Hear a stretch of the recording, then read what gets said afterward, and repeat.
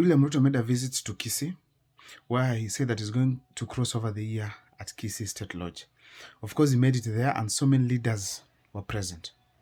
Now, this visit to Kisii, for me, I took it from a certain angle, and I felt like the president was not supposed to go there. Why?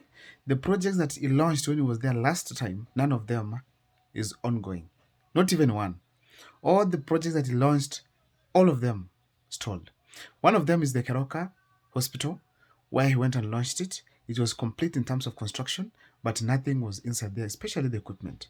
And as we speak today, it's not even being used, just there, left, and no doctor, no nurse, no nothing is inside.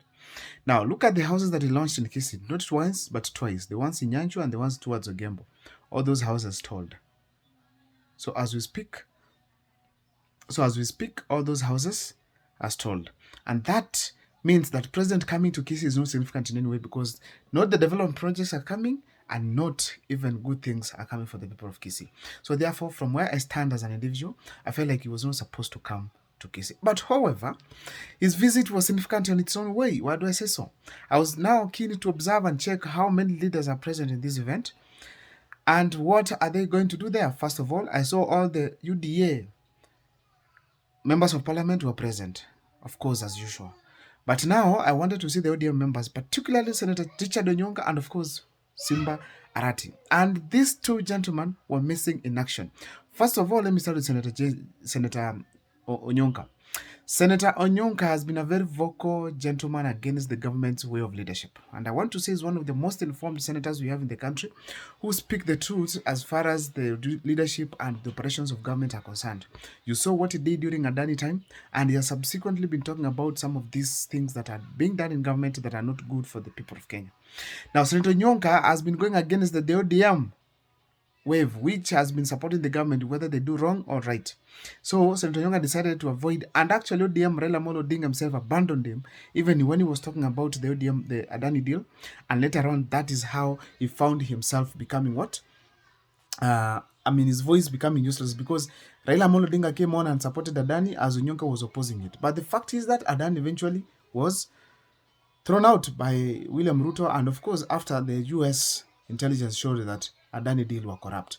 And that was a win to Senator Onyonka and a fall for Raila Amolo Odinga, because Onyonka got the favor of the people, while Raila Amolo Odinga was seen as a traitor, and it means to be a traitor until today.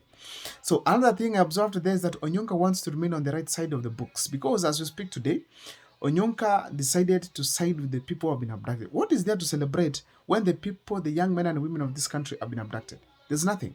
And the best way to be safe in this county, Kisii County, particularly Kisii County where Onyonka comes from, it's by staying to the people, staying with the people, doing for the people. As we speak today, Onyonka knows very well that the youths are going to vote overwhelmingly come 2027. And he decides that now, I cannot go and impress the people the youths are opposing immensely. So let me stick to the people by saying that I'm not going to celebrate anything until we've gotten what you call justice for those who were arrested.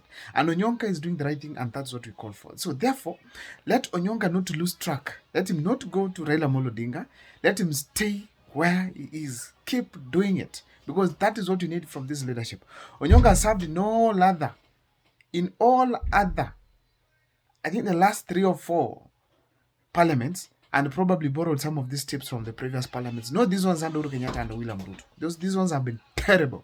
So therefore, Senator Onyonka, kudos for that. Now, another gentleman who surprised me here most, it was now Simba Arati. Simba Arati is expected from all angles to be the person now to grace this event, because he's the ODM deputy party leader, considering the fact that Raila Amolo Odinga is very close to William Ruto. But as we speak today, Onyonka Simba Arati has decided to keep off. And as a result of this, I noticed that Simba Arati has noticed a few things. First of all, Raila Amolo Odinga anamcheza. That's the first thing. The second thing, he has noticed that hakuna mtu anamtakia mazuri, especially in ODM and in government. The third thing, he has realized that the people have left him because he's not developing. So this kind of a shift, I think, is significant on its own way, because I think now Simba Arati is going to first of all begin working, because he knows that people will come for him if he does not work, and that is a tick for him, and that's the best thing for the Kisii County people. Because Simba Arati, since ODM joined the government, he has been very dormant. Nothing is happening. We don't have street lights, water clogging all over in Kisii. We are having problems in Kisii County. Even that garbage is not well collected. So In a nutshell, Kisii has been dormant since they joined the government, and I'm happy that now he has decided to quit dancing with the government and working for the people.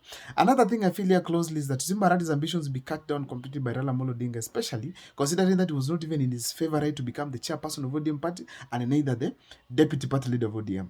He has completely been left out by Raila Amolo Odinga. He's out of favor.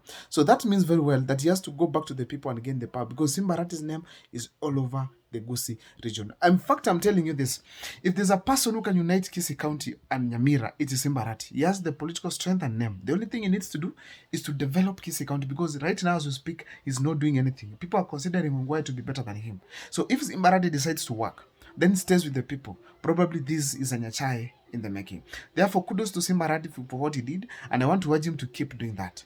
Now, Simba Arati has been like William Ruto in all ways. He speaks, he does not do. He has been talking of the hospital collecting 200 million, yet it is not 200 million, it's 94 million, all hospitals combined.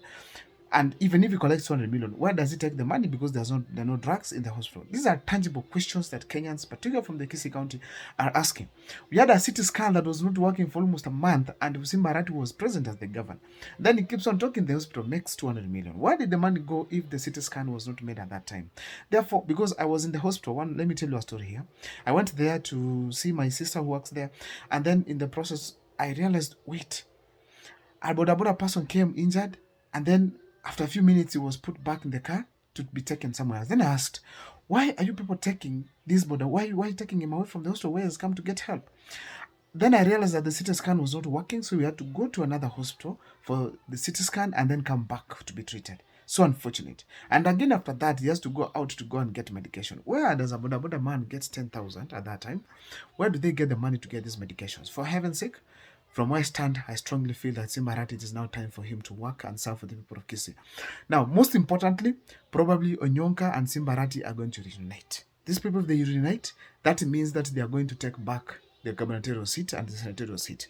But most importantly, these people are probably going to form a new party. And if this party is formed, that will be a breakthrough for the Gusii community because for the first time, we are going to be united. But I want to urge these people that don't bring UPA for us here.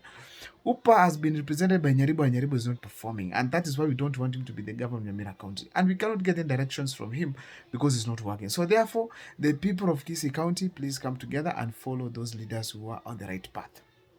To finish it up, I think right now it is time for William Ruto to go and inspect those projects, but not launch other projects from Kisii. Because honestly, it is completely useless. Launch projects that are not going to commence. And people know that they are not operational. And William Ruto, probably with these advisors, you might avoid these projects, go and stay aside. William Ruto does not take inspection of projects serious. Instead, he launches, but he doesn't take care whether it progresses or not. And this is so unfortunate having a president of that kind. Let me see you guys in the next videos. Please, happy new year, and thank you so much for those who've been following me on these comment sections, and of course, most importantly, watching my videos, and of course, give me positive feedbacks. May God bless you all. See you next time for more videos.